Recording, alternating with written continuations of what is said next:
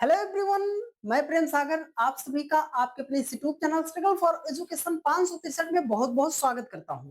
प्यारे दोस्तों, आज से हम शुरू कर रहे हैं मैथ्स का प्रैक्टिस सेट, जो कि खासकर रेलवे वाले एग्जाम के लिए मोस्ट इंपॉर्टेंट होगा। सारे के सारे रेलवेज और एसएससी जीडी के प्रीवियस ईयर क्वेश्चन पेपर हम आपके सामने लेकर आएंगे। प्यारे दोस्त, सवाल को मैथ से आप डरते हो तो सवालों को सॉल्व करने का बेहतरीन कॉन्सेप्ट और बेहतरीन शॉर्ट ट्रिक्स आपको सिखाएंगे प्यारे दोस्त।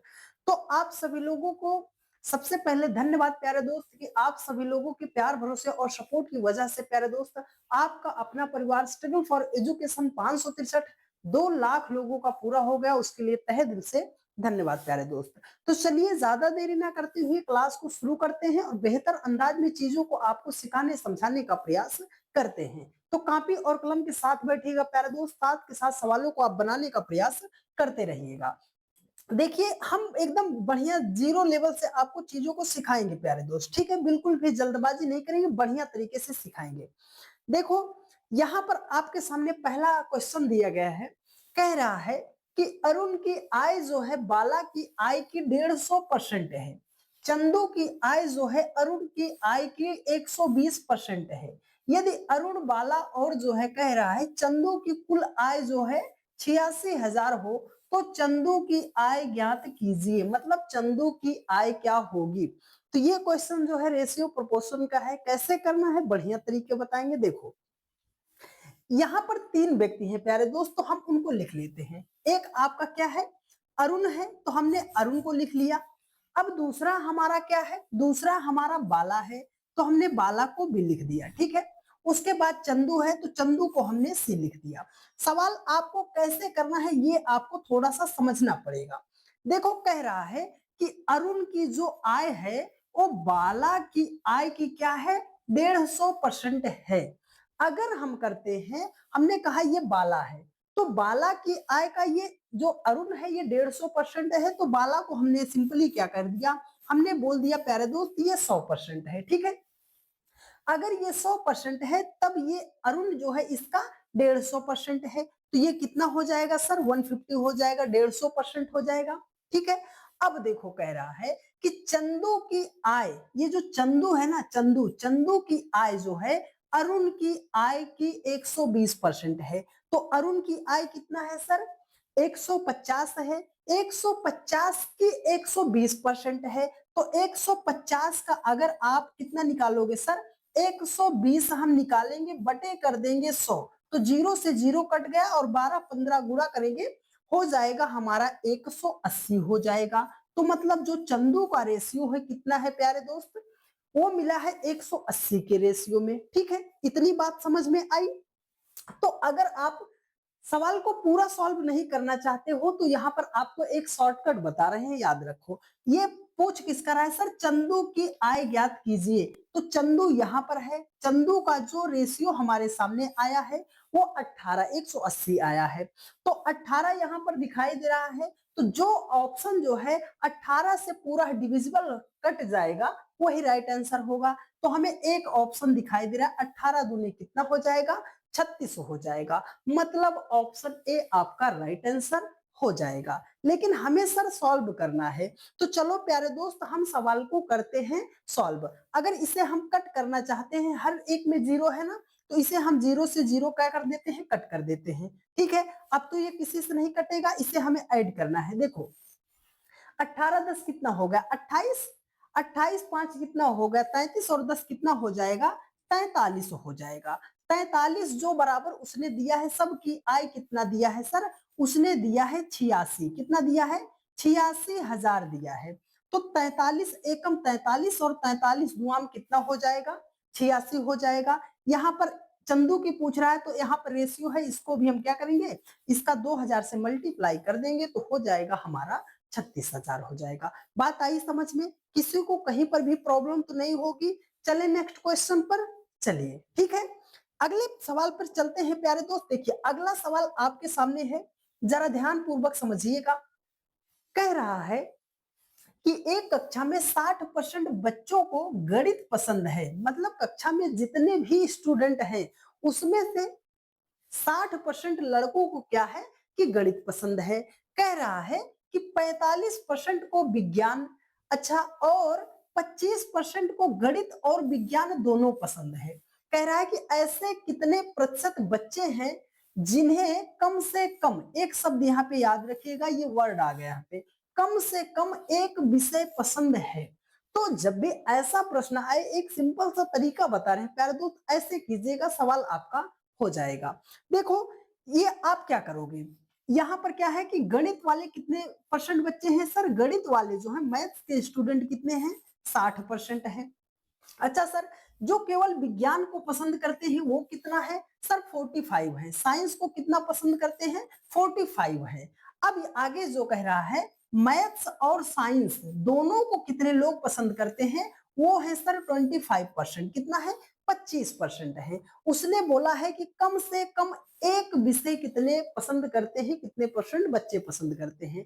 तो आपको क्या करना है, जितने मैथ्स के हैं, जितने आपके साइंस के हैं, दोनों को सिंपली कर लो ऐड, और जो मैथ्स और साइंस के हैं उसको आप कर दो माइनस। एकदम सिंपल लॉजिक बता रहे हैं कि इस तरीके से आप सवाल को कर पाओगे। तो देखो 60 में अगर हम 45 को ऐड करेंगे, ये हो जाएगा हमारा 105, और 105 से हम माइनस कर देंगे 25, तो 105 से अगर हम 25 माइनस करेंगे तो हो जाएगा हमारा प्यारे दोस्त 80% हो जाएगा। इसका मतलब है कि कम से कम कितने बच्चे हैं जिनको एक विषय पसंद है, वो है आपका 80%, ऑप्शन डी आपका राइट आंसर हो जाएगा। हमें तो नहीं लगता कि अब इस सवाल में किसी भी मेरे भाई बहन को दिक्कत होनी चाहिए। चले नेक्स्ट क्वेश्चन पर चले प्यारे दोस्त, चलिए ठीक है, एक बार थम्स अप करके बताइए कि हाँ सर चीजें हमें समझ में आ रही हैं। हम चलते हैं नेक्स्ट क्वेश्चन पर। देखिए अगला सवाल आपके सामने है, यह सवाल है सिंपल इंटरेस्ट का, साधारण ब्याज का सवाल है। कैसे करना है अभी बताते हैं। देखो ये कह रहा है, सवाल देखने में आपको थोड़ा सा लग रहा होगा कि सर बहुत बड़ा दिया गया है, लेकिन बड़ा नहीं है, पढ़ना समझना आपको पड़ेगा। देखो बोल रहा है कि 12,000 में एक वॉशिंग मशीन खरीदता है, मतलब कोई व्यक्ति है 12,000 रुपए में एक वॉशिंग मशीन जो है खरीदता है, वह तुरंत 2,000 का भुगतान करता है और शेष राशि का भुगतान जो है 1 वर्ष के बाद करता है, जिस पर उसे जो है 10% वार्षिक, देखो यहां पर नोट करना, 10% वार्षिक दर से साधारण ब्याज का भुगतान करना पड़ता है।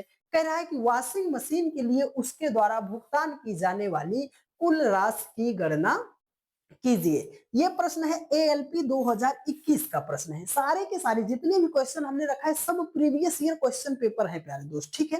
देखो कह रहा है कि 12,000 रुपया है, 12,000 रुपए में कोई वस्तु वो खरीदता है, लेकिन वह 2,000 रुपए तुरंत देता है। अच्छा ठीक है प्यारे दोस्त, अगर उसके पास 12,000 रुपए की वस्तु थी और उसने 2,000 रुपए तुरंत दे दिया, 2,000 रुपए तुरंत उसने दे दिया, तो अभी कितना पैसा बचा है उसे देने के लिए सर, वो तो बचा है 10,000 रुपए। कितने, 10,000 रुपए उसे अभी बचा है कि वो जो है देगा, लेकिन ये 10,000 रुपए कब देगा, 1 वर्ष के बाद देगा। लेकिन जब 1 वर्ष के बाद ये 10,000 रुपया देगा तो उसे 10% का सिंपल इंटरेस्ट भी देना पड़ेगा।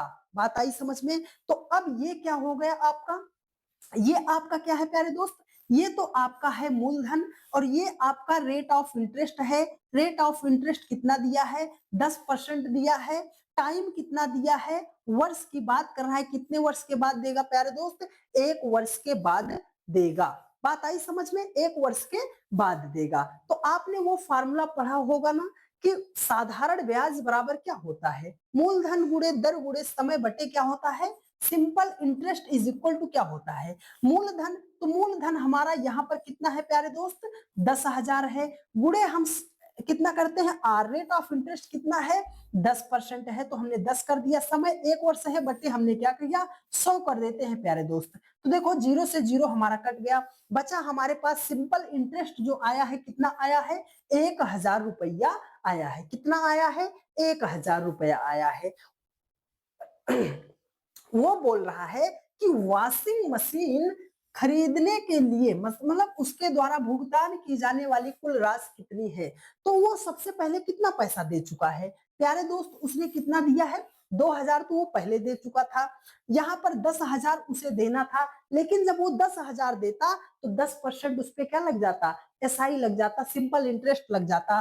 तो सिंपल इंटरेस्ट कितना आ गया आपका प्यारे दोस्त, 1,000 रुपया। ये 10,000 तो देता ही देता, साथ में 1,000 रुपए उसे साधारण ब्याज के तौर पर और देने पड़ते, तो 10 से कितना हो जाएगा, 11,000 हो जाएगा। ऑलरेडी 2,000 दे चुका है, तो 11 दो कितना हो जाएगा, 13,000 हो जाएगा। तो मतलब कुल राशि की गणना होगी तो कुल राशि कितना होगा, 13,000 रुपया होगा। ठीक है, वो पॉइंट नहीं है, नहीं तो आप गलत करोगे।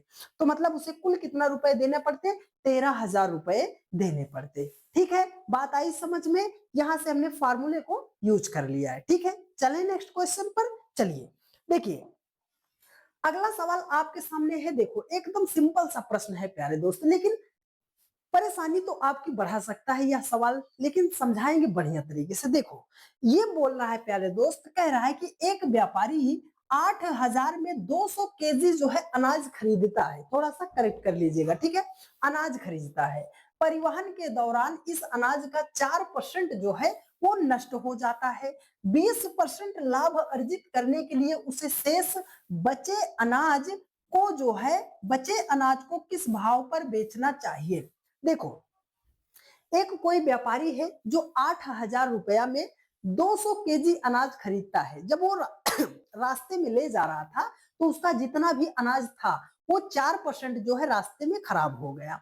तो कह रहा है कि पूरे अनाज को वो 20% लाभ पर अगर बेचना चाहता है तो उसे किस भाव पर बेचना चाहिए। ठीक है, जो हमारे पास अनाज अब बच गया उसे किस भाव से बेचना चाहिए। बात आई समझ में। देखो हमने कहा प्यारे दोस्त कि उसके पास रुपया कितना था, रुपया कितना था, 8,000 रुपया था। कितना रुपया था, 8,000 रुपया था। 8,000 रुपए में उसने खरीदा कितना है सर, उसने 200 केजी जो है अनाज खरीदा है। 8,000 रुपया था, खरीदा कितना है, 200 केजी अनाज खरीदा है। ठीक है, अब लेकिन एक बात आगे और है कि सर जो 200 केजी अनाज खरीदा था ना, जब वो रास्ते में ले जा रहा था तो उसका 4% क्या हो गया था, खराब हो गया था, या मतलब जो है हिस्सा गिर गया था, नष्ट हो गया था। तो जब 4% नष्ट हो गया तो बचा उसके पास कितना, आप बोलोगे सर 96% बचेगा। कितना बचेगा, 96% बचेगा। ठीक है, हम 100 मान के चल रहे हैं। ठीक है, 100 मान के चल रहे हैं, इसलिए हमने बताया आपको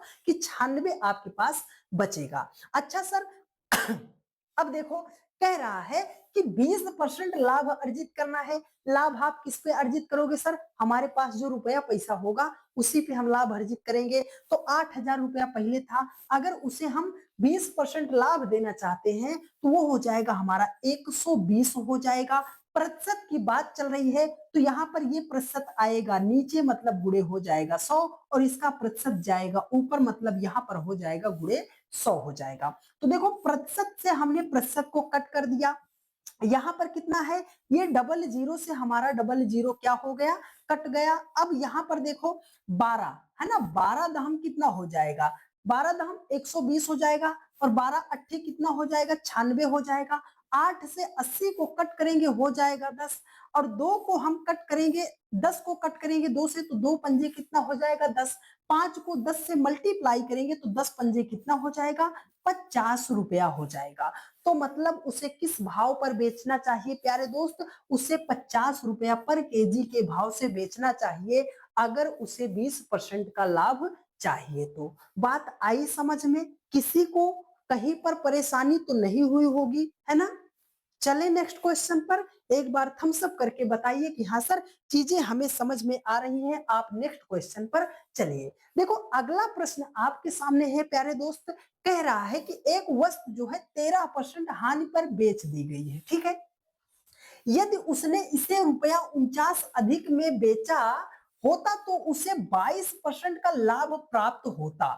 30% का लाभ पाने के लिए वस्तु का बिक्री मूल्य जो है क्या होना चाहिए। तो प्यारे दोस्त एक बात आपको यहाँ पर हम समझाने का प्रयास करें, मेरी जरा बात ध्यान से समझिएगा। उसने एक बात यहाँ पर बोला, एक वर्ड उसने बोल दिया कि सर अधिक। जब अधिक या अधिक बोल दे या कम बोल दे तो इसका सीधा सा मतलब है कि दो चीजों का डिफरेंस लिया गया है। पहले ज्यादा थी, अब कम हो गई, अभी ज्यादा है, बाद में कम हो गई, तो बीच में क्या आ जाएगा, एक डिफरेंस आ जाएगा। यहां तक बात समझ में आई। जब भी वो बोलेगा कि सर अधिक बोला या कम बोला, तो इसका मतलब है कि वहां पर हमें लेना पड़ेगा प्यारे दोस्त, डिफरेंस लेना पड़ेगा, डिफरेंस। इतनी बात समझ में आई। चलो ये डिफरेंस कहां से आया वो चीज समझो। देखो कह रहा है कि वस्तु को 13% हानि पर बेच दिया है, तो इसके कारण क्या हुआ, यदि उसने इस वस्तु को वो 13% हानि पर बेच चुका है, कह रहा है कि अगर वह इसे 49 रुपए अधिक में बेचता तो उसे 22% का लाभ प्राप्त होता। ठीक है, यहां से एक बात समझ में आई कि लाभ ज्यादा है और हानि उसका क्या है, कम है, तभी तो 49 रुपए ज्यादा प्राप्त होते। तो हमने कहा ये हमारा क्या है, 22% है, हम 100 रुपए मतलब 100% मान के चलेंगे। तो अगर लाभ होता तो उसे कितना हो जाता, लाभ 122 हो जाता।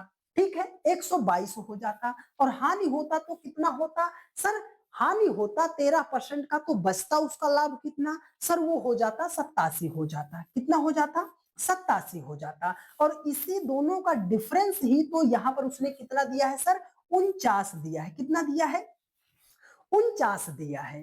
ठीक है, अगर वो लाभ कमाता 22% का तो 122 हो जाता, और अगर 13% की हानि होती तो फिर भी लाभ कितना कमाता, 87 में। ठीक है, तो बराबर वहां पर डिफरेंस कितना आया, 49 का दिया गया है। अगर इसको यहां से हम सिंपली क्या करते हैं प्यारे दोस्त, माइनस करते हैं। हम क्या करते हैं, माइनस करते हैं। तो ये हमारा कितना आ जाएगा, 122 से अगर हम 87 को माइनस करेंगे तो ये हो जाएगा हमारा 35 हो जाएगा। कितना हो जाएगा, 35 हो जाएगा। तो अगर हम इसके साथ सिंपली x मान लेते हैं कि पहले x था फिर x है, तो यहाँ पर x हो जाएगा। ये बराबर किसके हो जाएगा प्यारे दोस्त, 49 के हो जाएगा। इसे कट करेंगे तो अगर हम इसको 7 से कट कर रहे हैं, 7 पंजे 35 और 7 काम कितना हो जाएगा, 49 हो जाएगा।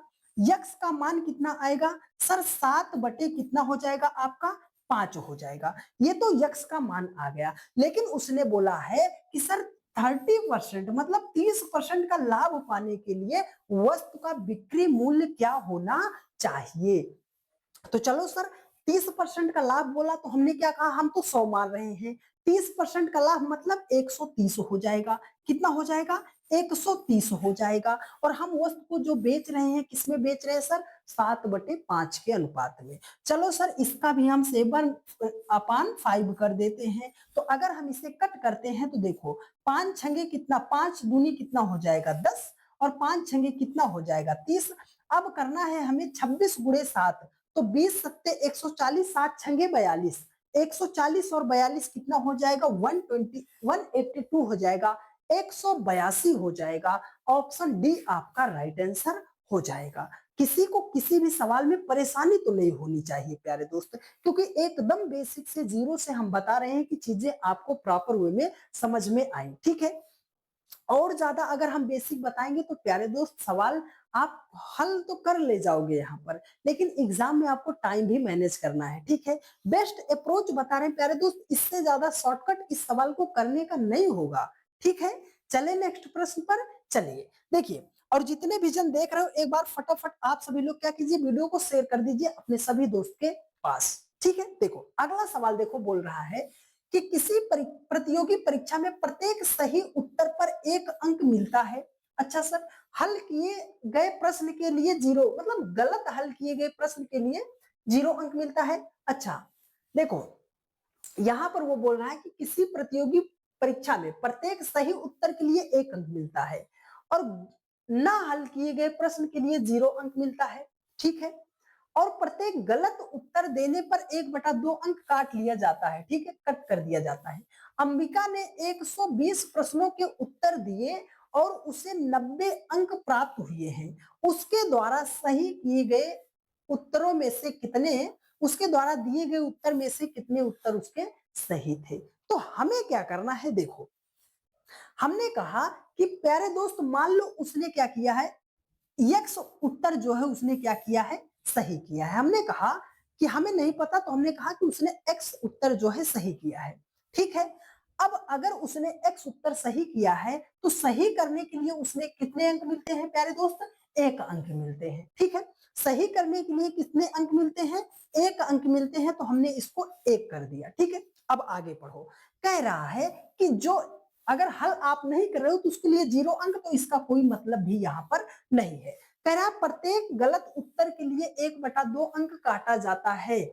अंबिका ने 120 प्रश्नों के उत्तर दिए हैं, तो 120 प्रश्न के अगर उत्तर दिए हैं तो कुछ सही होगा, कुछ गलत होगा। तो हमने कहा सही के लिए हमने कितना मान लिया, हमारा x है, तो गलत कैसे निकालेंगे, अगर हम गलत में से सही को माइनस कर देंगे तो हमें पता चलेगा। हमने कहा उसने कितना सॉल्व किया है, 120 प्रश्नों का उत्तर उसने दिया है, और हमने कहा कि 120 टोटल प्रश्न था, उसमें से अगर हम सही वाला माइनस कर लेंगे तो गलत वाला हमें पता चल जाएगा। चलो सर, हमने सही वाला माइनस कर लिया, लेकिन अगर वो गलत करता है तो उसने बताया है कि जुर्माने के तौर पर उसका 1/2 नंबर कट भी कर लिया जाता है। तो 120 से जितना वो गलत करेगा उसका हम क्या करेंगे, 1/2 घटा देंगे, उसका मतलब मल्टीप्लाई करके उसका घटा देंगे, क्योंकि उसका नंबर वहां से कट जाएगा। ठीक, यहां तक आपको समझ में आई बात।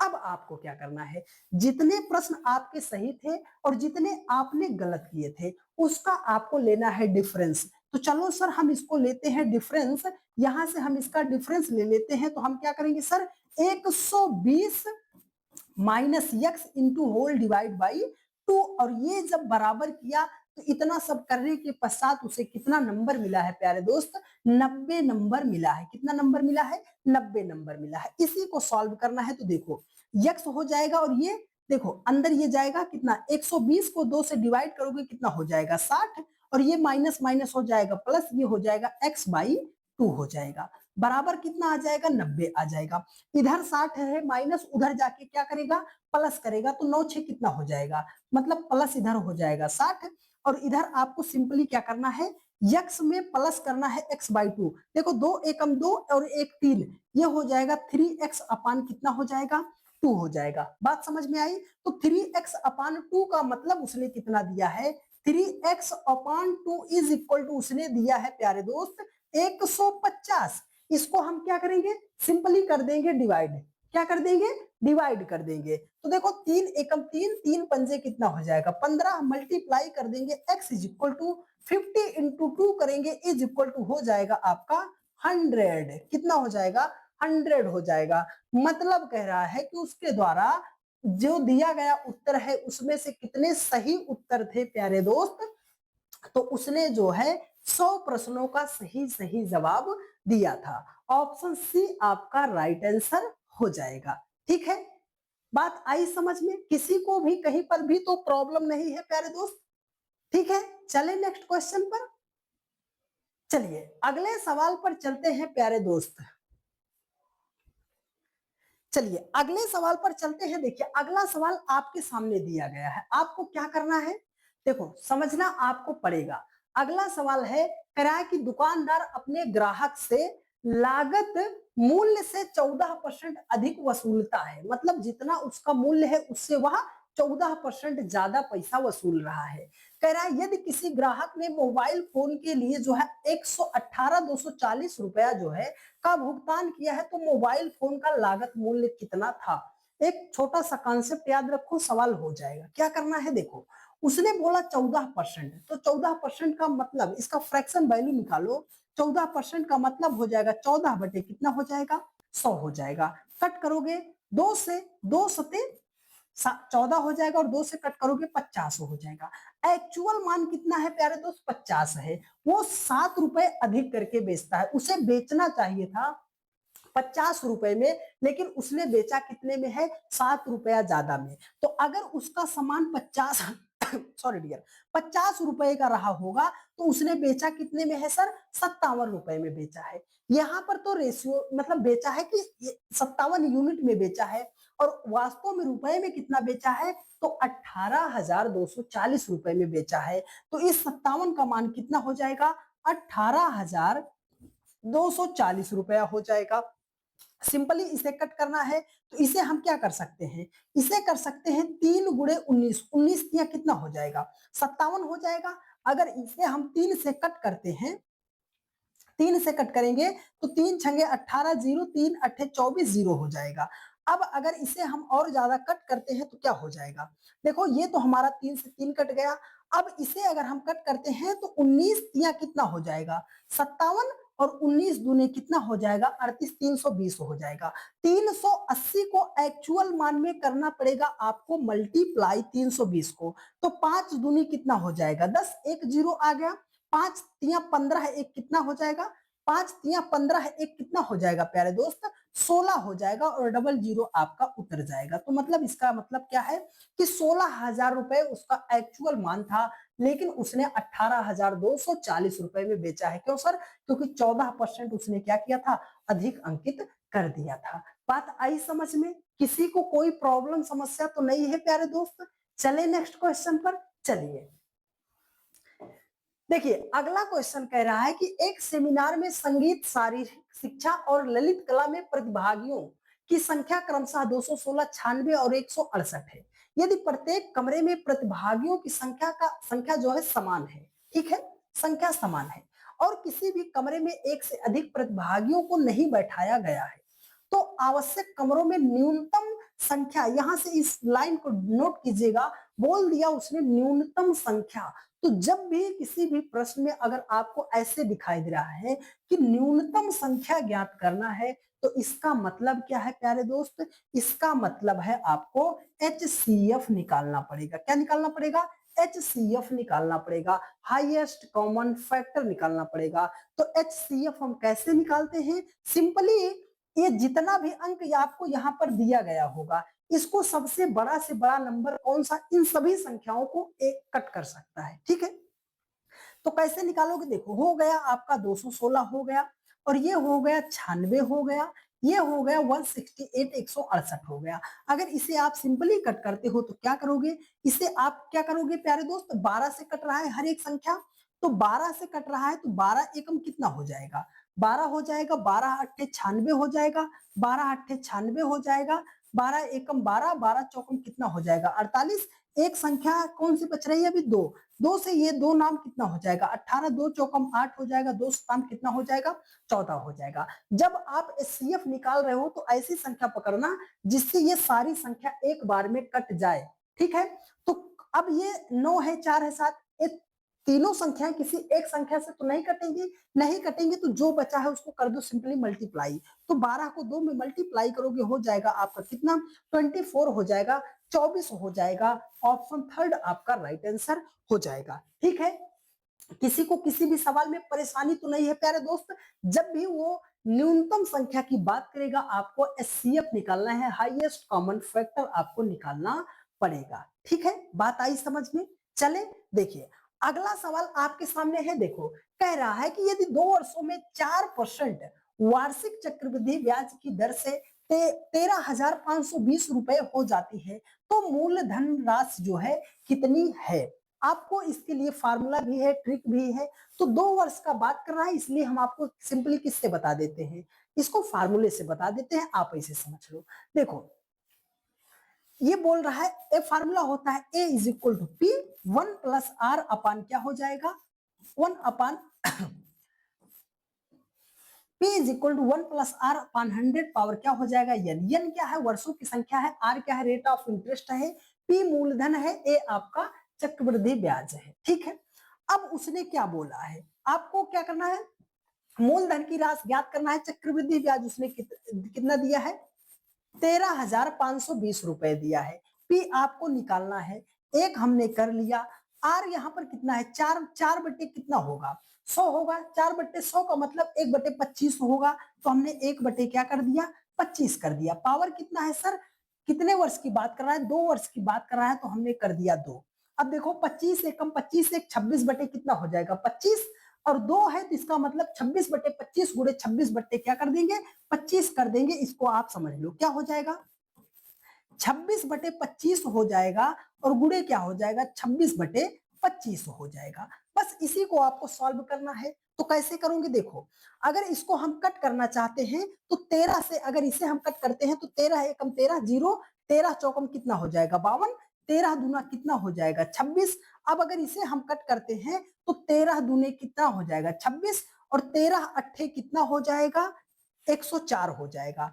2 दूनी 4 और 4 से ये कट जाएगा हमारा 20। 25 पच्चा में 625 और 625 को अगर हम 625 गुना कितना हो जाएगा, 1225 हो जाएगा। कितना हो जाएगा, 1250 हो जाएगा। 625 गुना 12, 12250 हो जाएगा। ठीक है, अरे 625 का डबल करोगे भाई, 625 का डबल करोगे तो 25 दूनी 50 और 6 दूनी 12, 1250 हो जाएगा। कितना हो जाएगा, 1250 हो जाएगा। प्यारे दोस्त यहाँ पर देखो हमसे मिस्टेक हो जाता, 1250 हो जाएगा। जीरो है तो हमें जीरो यहाँ पे लगा देना पड़ेगा, मतलब ये निकल के आ जाएगा उसका प्रिंसिपल। तो उसका जो है मूलधन कितना था, 12,500 रुपए था।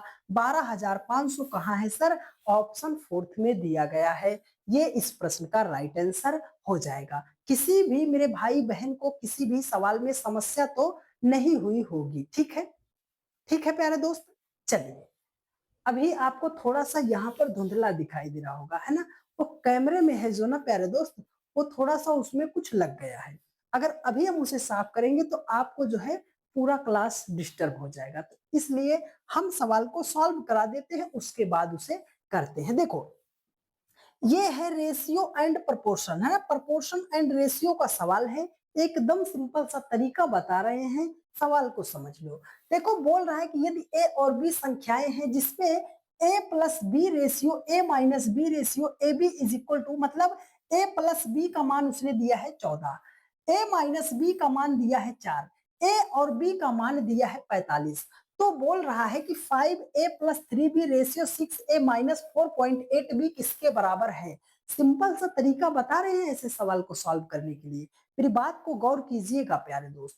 देखो, यहाँ पर उसने दिया है ए बी, है ना, ए बी का मान जो दिया है उसने कितना दिया है, 45 दिया है। ए बी का मान जो उसने दिया है कितना दिया है, 45 दिया है। तो ए बी का मतलब क्या है कि दो अंकों को गुणा करके बनाया गया है। तो अगर हम 45 को गुणा के रूप में लिखते हैं, क्या लिख सकते हैं सर, 5 गुणे 9 कर सकते हैं, या तो 9 गुणे 5 कर सकते हैं। अब हम ए को 5 मानेंगे कि बी को 5 मानेंगे, इसको हम कैसे जानेंगे। देखो, ए और बी को माइनस करने पर कितना आया है, 4। अगर हम ए को मानते हैं 5 और बी को मानते हैं 9, तो अगर हम इसको माइनस करेंगे फिर तो हमारा -4 आएगा, लेकिन हमें +4 चाहिए।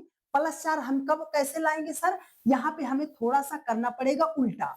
ए को मानेंगे 9 और बी को मानेंगे 5, अगर माइनस करेंगे तो कितना हो जाएगा, 4 हो जाएगा। ये शॉर्ट मेथड से बता रहे हैं, ऑप्शन वैल्यू पुटिंग के मेथड से बता रहे हैं कि थोड़ा सा अपना लॉजिक सेट करके सवाल को कैसे लगा सकते हो। ठीक है, देखो, तो अब ए का मान हो गया 5, बी का मान, ए का मान हो गया 9, बी का मान हो गया 5। हमने वहां से सेट कर लिया ना। अब ए प्लस बी का मान उसने 14 दिया है, ए का मान 9 रख लो, बी का मान 5 रख लो, 9 5 कितना हो जाएगा, 14 हो जाएगा।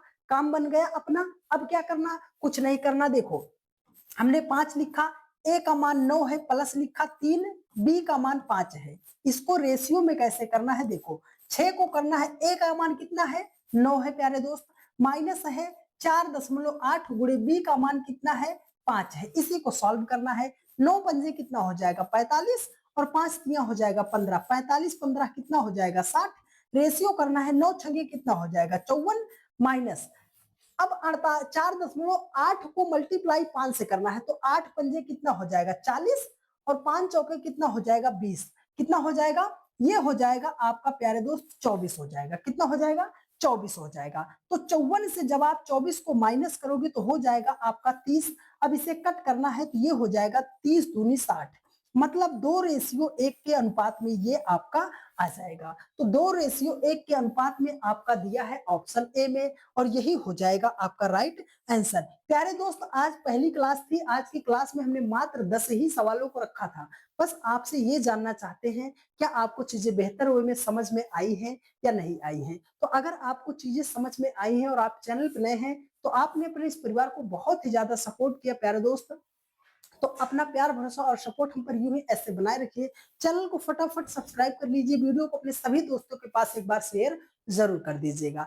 तो अभी 8:45 पर आपकी रीजनिंग की भी क्लास है, तो सारी क्लास चल चुकी है, तो अब आप सभी लोग देर मत कीजिएगा, ठीक है? बेस्ट से बेस्ट कंटेंट आपको प्रोवाइड करेंगे, एकदम ईज़ी वे में समझाने का प्रयास करेंगे। तो एक प्यारा-सा कमेंट करके ज़रूर बता दीजिएगा, क्लास आपको कैसी लगी है? मिलते हैं आपसे रात 8:45 की क्लास में, तब तक के लिए जय हिंद, जय भारत, वंदे मातरम।